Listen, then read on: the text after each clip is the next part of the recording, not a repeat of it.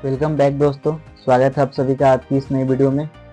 तो दोस्तों आज की इस वीडियो में मैं आपको बताने वाला हूं कि मैंने प्रीवियस वीक में एक गोल्ड में एक ट्रेड कैप्चर किया था, जो कि ये है।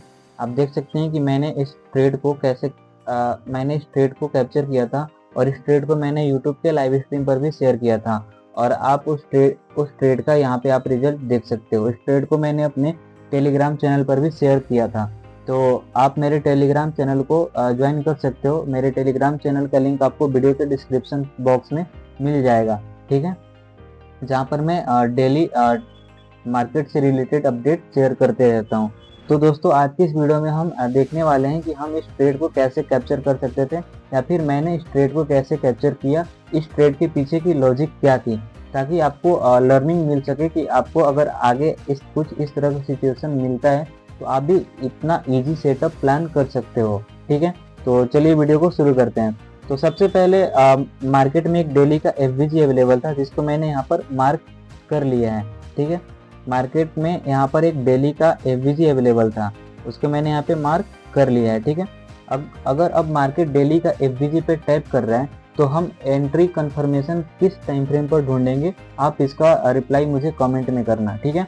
तो मार्केट ने जब डेली टाइम फ्रेम के पीवाई पर टैप किया तो मैं अब स्विच कर गया अपने लोअर टाइम फ्रेम पर 1 आवर पर फॉर एमएसएस, ठीक है।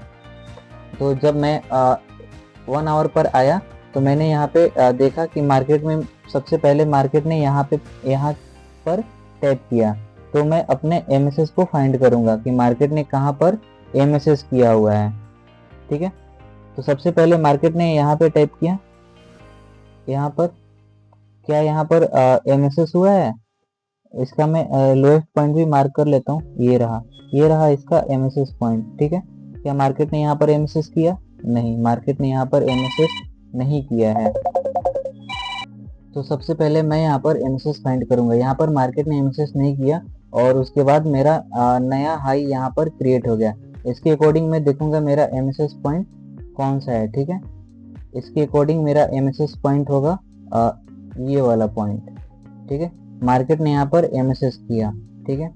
एमएसएस होने के बाद एमएसएस एंट्री मॉडल को कैसे यूज करते हैं, इस पर कैसे एंट्री करते हैं, इससे रिलेटेड मैंने अपने चैनल पर वीडियो अपलोड कर रखे हैं। अगर आपको ये चीज़ें एमएसएस एंट्री मॉडल के बारे में नहीं मालूम है तो आप वो वीडियो देख करके ये चीज़ें सीख सकते हैं, ठीक है।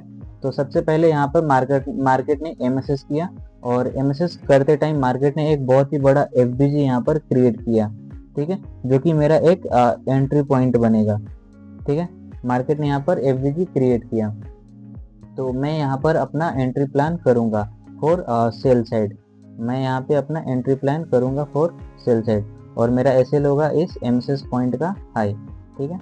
और मेरा कुछ टीपी होगा 1:3 या 1:4।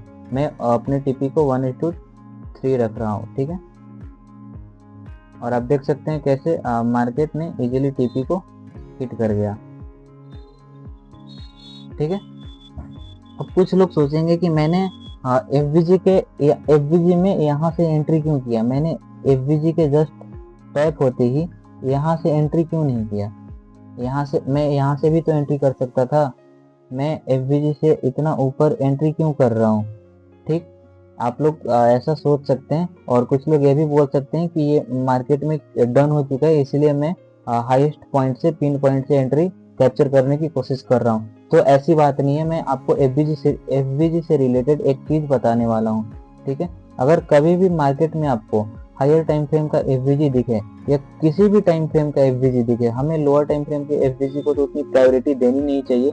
लोअर टाइम फ्रेम का एफवीजी हो या ऑर्डर ब्लॉक हो, हमें उतनी प्रायोरिटी नहीं देनी चाहिए।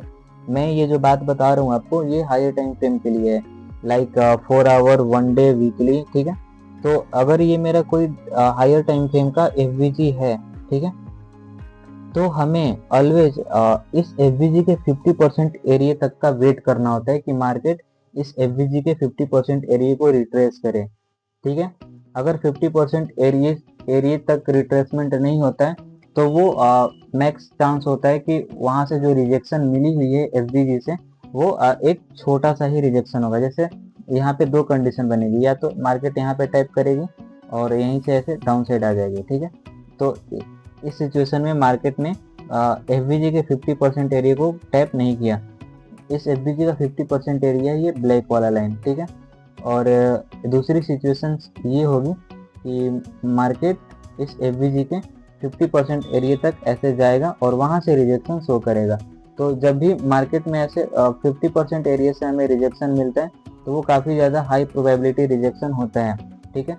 एफवीजी का जोन काफ़ी बड़ा जोन होता है, हमें एफवीजी पर डायरेक्ट टैप होते ही एंट्री नहीं करनी होती है। हमें ऑलवेज एफवीजी के 50% एरिया तक का रिट्रेसमेंट का वेट करना होता है, ठीक है।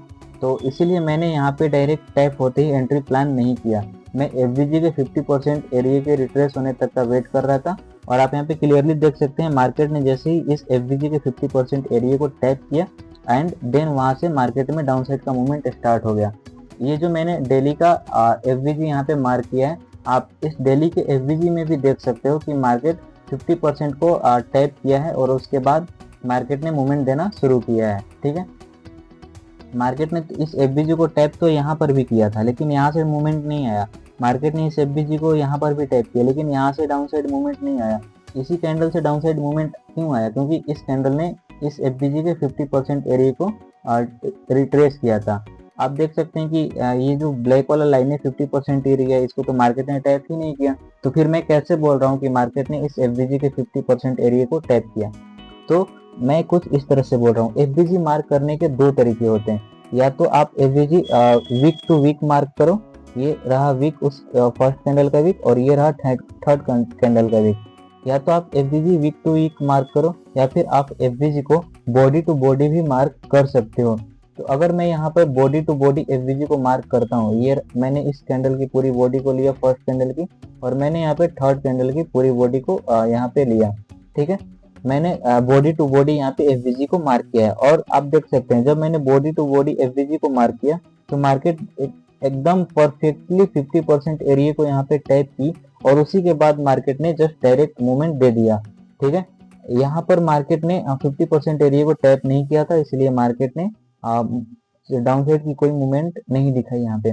और अगर आप इसको छोटे टाइम फ्रेम पर चेक करेंगे तो यहाँ पर आपको कोई एंट्री कंफर्मेशन भी नहीं मिलेगी, ठीक है। अगर आपको यहाँ पर एंट्री कंफर्मेशन मिलती है विदाउट 50% एरिया के रिट्रेसमेंट तक तो आप एंट्री कर सकते हो, बट वेट करना। अगर आपका एफवीजी काफी बड़ा है तो कम से कम उस एफवीजी के 50% एरिया तक मार्केट रिट्रेस करे और उस 50% एरिया को टैप करने के बाद ही अगर आपका कोई एंट्री कंफर्मेशन बनता है तो आप मार्केट में एंटर हुई है, ठीक है। तो ये था मेरा डेली का एफवीजी। डेली के एफवीजी था, मैंने आ गया 1 आवर पे। 1 आवर पे मैंने फाइंड किया अपना एमएसएस पॉइंट। यहाँ पर हुआ मेरा एमएसएस और एमएसएस के बाद मैंने इस एफवीजी से एंट्री करी और मेरा रिस्क रिवार्ड था 1:3 का, ठीक है। 1:3 का मैंने रिस्क रिवार्ड किया। इस ट्रेड में आप देख सकते हैं कि 57 पॉइंट का एचएल है और 176 पॉइंट का टीपी है, ठीक है।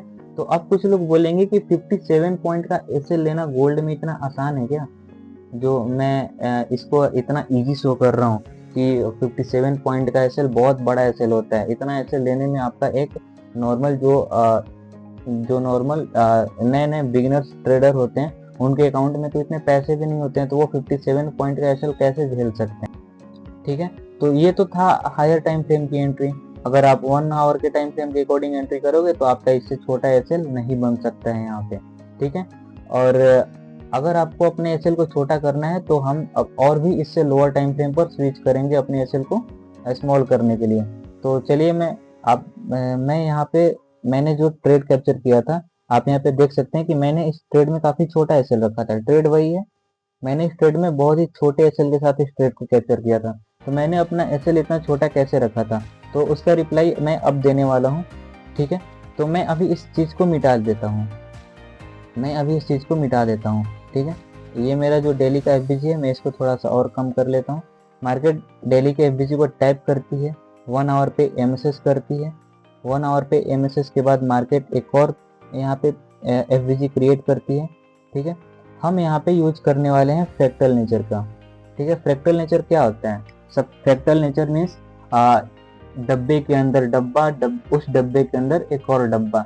लाइक अगर मैं इसको सिंपली ऐसे बोलूँ तो मार्केट में हमने 1 डे का एफबीजी लिया, ठीक है। वन डे का एफबीजी लिया, हमने वन डे के एफबीजी से डायरेक्ट एंट्री तो नहीं कर ली ना। हमने क्या किया, वन डे के एफबीजी पे मार्केट ने टैप किया तो हमने अपना एंट्री मॉडल को लोअर टाइम फ्रेम पर स्विच किया और वहाँ पे हमने एंट्री कंफर्मेशन का वेट किया। लाइक हमने वन डे के एफबीजी से हम आ गए 1 आवर पर। 1 आवर पर हमने मार्केट स्ट्रक्चर शिफ्ट देखा। 1 आवर पर मार्केट स्ट्रक्चर शिफ्ट होने के बाद हमने 1 आवर के अंदर एक अपना पीवाई जोन मार्क किया जहाँ से हम डाउन साइड ट्रेड ले सकते। सबसे पहले तो हमारी प्लानिंग थी इस डेली के एफबीजी से ट्रेड लेने के लिए, लेकिन डेली का एफबीजी एक बहुत ही बड़ा जोन था तो हमें एसएल को छोटा रखना था। तो हमने डेली के टाइम फ्रेम के साथ हमने एक लोअर टाइम फ्रेम अलाइन किया 1 आवर का, ठीक है। और हमने 1 आवर के अंदर अपने एमएसएस को फाइंड किया और जब 1 आवर पे हमारा एमएसएस डन हो गया मार्केट में तो हमने एमएसएस के थ्रू एक और अपना एंट्री जोन फाइंड किया 1 आवर के अंदर। तो 1 आवर के अंदर हमें एक और एफबीजी जोन मिला डाउन साइड की एंट्री के लिए और ये 1 आवर का एंट्री जोन अगेन काफ़ी एक बड़ा जोन क्रिएट हुआ था। तो हम यहाँ पर भी डायरेक्ट एंट्री नहीं ले सकते थे, तो हमने 1 आवर के अकॉर्डिंग एक और लोअर टाइम फ्रेम को अलाइन किया जो कि था 5 मिनट का। और आप देख सकते हैं कि यहाँ पर 5 मिनट का टाइम फ्रेम अलाइन करने के बाद यहाँ पे मेरा एमएसएस हुआ और एमएसएस के बाद मैंने ओटीई जोन को फाइंड किया अगेन एक डाउन साइड की एंट्री के लिए। और इस ओटीई जोन से मैंने डाउन साइड का ट्रेड लिया। इस ओटी जोन से मैंने डाउन साइड का अपना एक ट्रेड लिया और मेरा जो एसएल था वो इस एमएसएस के ऊपर था और मैं कुछ 1 आवर के अकॉर्डिंग अपने टीपी को रख सकता था। तो सबसे पहला टीपी तो था मेरा ये जो कि था 100 पॉइंट का और अगर मैं 1 आवर के अकॉर्डिंग टीपी रखता तो 1 आवर के अकॉर्डिंग जो मेरा 1:3 का टीपी था वो इससे भी ज़्यादा नीचे था, ठीक है। वो जो मेरा 1:3 के अकॉर्डिंग टीपी था वो कुछ यहाँ तक था, तो ठीक है। तो इसमें ऑलमोस्ट 1500 पिप्स कैप्चर हुए थे, ठीक है। तो कुछ इस तरह से हमें फ्रैक्टल नेचर का यूज करके higher time frame to lower time frame चीजों को अलाइन करते हुए एक सही से ट्रेड करना चाहिए था। तो सबसे पहले तो ये मेरा था डेली का एफबीजी। डेली के एफबीजी में मैंने पहले तो मुझे यहाँ पे डेली का एफबीजी मिला। इस डेली के एफबीजी में मैंने 1 आवर का एमएसएस फाइंड किया क्योंकि डेली के हायर टाइम फ्रेम के साथ 1 आवर का लोअर टाइम फ्रेम अलाइन होता है, इसीलिए मैंने 1 आवर के लोअर टाइम फ्रेम पर शिफ्ट किया और यहाँ पर मैंने एमएसएस पॉइंट फाइंड किया और एमएसएस डन होते ही मैंने इस हाई से इस लो के बीच अपना एक एंट्री जोन मार्क किया और वो एंट्री जोन निकल के आया मेरा ये डेली का एफबीजी, सॉरी डेली का नहीं 1 आवर का एफबीजी। मैं अगेन यहाँ से एमएसएस का यूज करके एक और पीवाई जोन फाइंड करूंगा क्योंकि ये वाला जोन भी काफी बड़ा था एंट्री के लिए, ठीक है। तो मैं अगेन आ गया 1 आवर के अंदर और 1 आवर के अंदर मैं अगेन 5 मिनट का एमएसएस पॉइंट फाइंड करूंगा, ठीक है। तो कुछ इस तरह से ये 5 मिनट का एमएसएस हुआ और कुछ इस तरह से 1 आवर के अंदर मेरा स्ट्रक्चर बना, ठीक है। यहाँ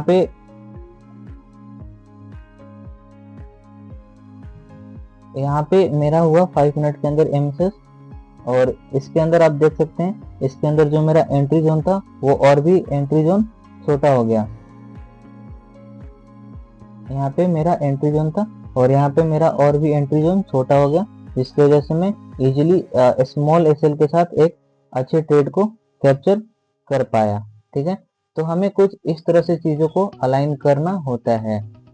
सबसे पहले हायर टाइम फ्रेम का पीवाई मैंने फाइंड किया, हायर टाइम फ्रेम के अकॉर्डिंग मैंने लोअर टाइम फ्रेम को अलाइन किया और अपना एंट्री जोन फाइंड किया यहाँ से एंड अगेन इस एंट्री जोन में मैंने एक और लोअर टाइम फ्रेम को अलाइन किया और अगेन मैंने यहाँ से अपना एंट्री जोन फाइंड किया और अपना ट्रेड को एग्जीक्यूट किया। तो कुछ इस तरह से हमें फ्रैक्टल नेचर का यूज करके मार्केट में higher time frame to lower time frame चीजों को अलाइन करके ट्रेड को प्लान करना होता है और अपने ट्रेड को एग्जीक्यूट करना होता है। आई होप आपको ये वीडियो समझ में आया होगा। अगर इस वीडियो से रिलेटेड आपको कोई भी डाउट है तो आप मुझे टेलीग्राम पर या इस वीडियो के कमेंट सेक्शन में कमेंट कर सकते हो, मैं आपको रिप्लाई दे दूंगा और आपके डाउट को सॉल्व कर लूंगा, ठीक है।